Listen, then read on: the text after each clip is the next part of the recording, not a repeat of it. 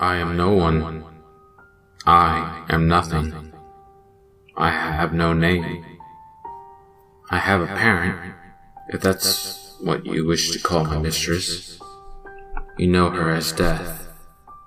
After all, it is she that I serve, and have served for eternity. Me, my siblings, if that is what you wish to call us. If you must call me by name, simply call me by my occupation. I am a reaper. I guide the souls of the departed to the afterlife. Not that I am permitted to cross that threshold, though. So don't bother asking me of the other side, because I couldn't answer that question, even if I wanted to. I live within the borders of worlds. Some call it a veil, some call it the beyond, or the void. Others have no name for it at all. Before you leave me for the other side, let me tell you what it is like to be a reaper. First things first, I guess, let me tell you a little about myself. Well, me and my siblings. I am what you mortals call, I believe the word is Thestros. Though not all of us are. Some ponies voluntarily take up the scythe after they die, choosing to aid the souls on their last journey. We all carry a special silver bell around our necks that signals us when a life is about to end. We also each take care of a certain area of the world. Mine is the kingdom of Equestria. I watch over all of them, from the childs inside their mother's womb, to the elderly who have lived a long, fulfilling life, to even the so-called gods that sit on the throne. They are all my charge, and I love each and every one of them. How could I not? I've watched them all grow up. In a sense, I am their protective older brother, carefully watching them learn and grow, find love, and build a family of their own. Today I will be making my way through one of my favorite places, Ponyville. I love coming here to watch ponies live their simple lives.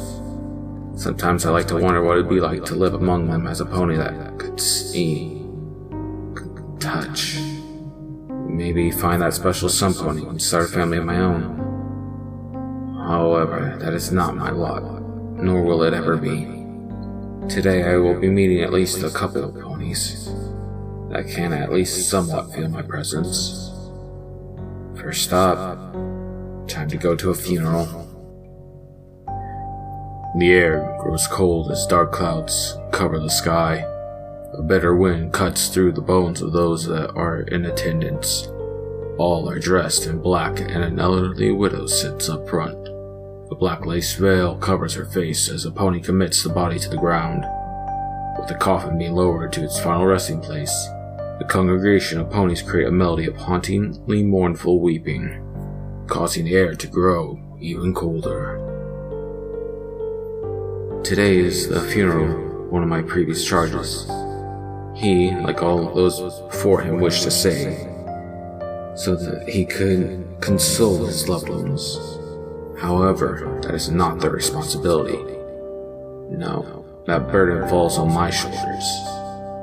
It is not that I don't want them to say their final goodbyes, but rather, this requires a gentle touch, one that they are unable to give. They only wind up causing more harm than good when they do it themselves. So I make their final farewells for them, even though I am not obligated to do so. The Reaper goes from one pony to another, consoling them to the best of his abilities. Even though they don't stop their crying, the Reaper can see that he has helped them, at least a little. Sometimes I whisper kind words into their ear like, "I love you," or "It wasn't your fault," something like that. It took me centuries to figure out what to say to which one and how to say it. Other times whispering words to them would only hurt them. In those times I simply place my leathery wings around them and embrace their soul as warmly as I can. Like this poor widow. That helps more often than not. Sometimes though, despite my best effort to keep their flame alive, their grief is too much for them to handle and they snuff it out, hoping to see their loved one in the afterlife. This always breaks my heart. as it is always sad to see a soul die before its time. Once the funeral is done, the ponies disperse, heading back home to return to their lives. Some of them shiver as they pass through me, mistaking me for the bitter chill or the ghost of the one that had just passed. With my job here done, I must return to my rounds and observe those whose fire is dim. As I walk the streets of Ponyville, I watch 3 particular fillies play. I believe their names are Applebloom, Sweetbell, and Scootaloo. They always make me laugh. Such joyful exuberance and creative imaginations. Today, however, won't be like the others, for they are going the exact same way that I am. I know why, too. My next stop is the local hospital. The Cutie Mark Crusaders make their way towards a room where one of their school friends lies in a bed. A tiny male Pegasus, looking pale and weak, smiles at them as they walk into his room. They hand him a get-well-soon card signed by every pony from school. His name is Rumble. He is here in the hospital for a serious case of pneumonia. Personally, I hope that he makes it, but I don't know. His spark of life is very dim right now. At this point, it'll be up to him if he makes it or not. I watch over the little ones as they talk about what they are going to do once Rumble gets better.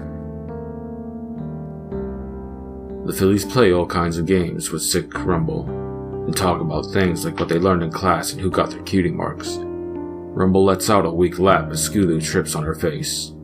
Even the Reaper laughs at the little filly's antics. Catching a faint glimmer of hope in his eyes, I let out a relieved sigh. It would have been missed by a mortal, but not me. As they talk into the evening, his spark starts to grow brighter, meaning he very well may survive the illness. Thankfully, he was the only one that I had to come to see.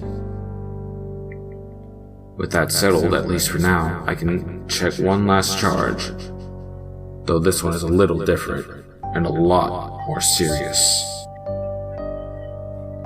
In the center of town lies Crystal Castle. A certain purple alicorn who calls it home sits at a table in the center of the library, staring at a cover of an ancient book. Black leather binds the book as a sickly oak tree graces the cover. This is Twilight Sparkle, a prodigy of magic and bearer of its element. Her curiosity has always been her weakness. Though her love of books is admirable, some books are meant to be left alone, such as the one that has somehow come into her possession. It is a book of dark magic, revolving mostly around necromancy and the manipulation of spirits. It once belonged to a powerful sorcerer in ages past. He used his dark magic to bind spirits to bone, creating an undead army. If it weren't for a certain unicorn stopping the threat, life itself would have ceased to exist. Since then, we vowed to never let such an atrocity happen ever again. Since she has claimed hold of this book, she has contemplated opening it. But when that day comes, when she crosses that line and opens the book, I will reap her soul without a hesitation. Though it seems that she has learned her lesson well, because she never opens it. Some of my brothers believe that because she is the element of magic, she can sense us. Maybe even see us. But if she can, she has never tried to communicate with me. Part of me believes that my brothers are right, and that she can indeed see me. Good. She's putting the book back, and it's full. I won't have to kill her tonight. A phantasmal bell chimes in the air, perking up the ears of the Reaper. Well, that is unfortunate. Until next time, Twilight Sparkle. I have a job to do. Back at the hospital, Rumble's breathing has become extremely labored. The Reaper stands next to his bed, a tear rolling down his eye as he looks down at the pale Pegasus. Rumble's spark is flickering out. Placing a hoof on Rumble's head, the Reaper feels the poor little guy burning up. Rumble lets out a very weak cry of blistering hot pain. Unfurling his leathery wings to their fullest length, the Reaper looks back at Rumble's older brother sleeping in a nearby chair. Thunderlane has obviously been worried sick about his younger brother. His heavy bags could easily be seen under his eyes. Turning back towards Rumble, the Reaper lets out a choked sigh. With a gentle flap of his wings, he extinguishes Rumble's spark. Taking his last breath, his spirit leaves his body. When Rumble opens his eyes, he is relieved that he no longer feels pain. But looking up, he is startled by the scary-looking pony standing next to him. When the Reaper gives him a warm smile, Rumble relaxes. It was as if the strange bat-like pony was a longtime friend. Maybe even an older brother. Walking over to his sleeping brother, Rumble gives his brother one last hug. The Reaper smiles his approval and they take their leave. The two spirits walk out of the building into the cool night air. A beautiful full moon lights the starry sky. Smiling, they look up into the night. Spreading their wings, they take to the air one last flight through Rumble's familiar sky. Rumble smiles as he remembers all the fun times he has had with his friends and family. Although it seemed as if time stood still, it was not long before the flight had come to an end. The Reaper stops in mid-flight. Ringing his bell, a rift of blinding white light opens up behind him. He smiles at Rumble, who closes his eyes and nods. Taking Rumble by the hoof, they walk into the light.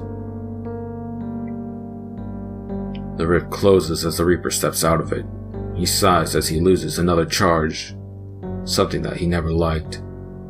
Walking the cold, empty streets, something catches his attention. A long shadow creeping down from a hill in the distance. There was Thunderlane standing on top of a hill, looking straight up into the night sky, tears billowing out of his eyes. The Reaper cries as well as he makes his way over to him. Sitting down, the Reaper places a wing over Thunderlane. They stare into the starry night sky in sullen silence. Thunderlane will be alright, though. He will carry the sorrow of loss for the rest of his life. He eventually marries and names his first colt after his little brother. After living a full life with his wife and kids, I will come for him, to reunite him with his brother in the afterlife. How do I know this? I just do. After all, I am a Reaper pony. Speaking of which, are you ready for your final journey? Come, let us go home. Your friends are waiting for you.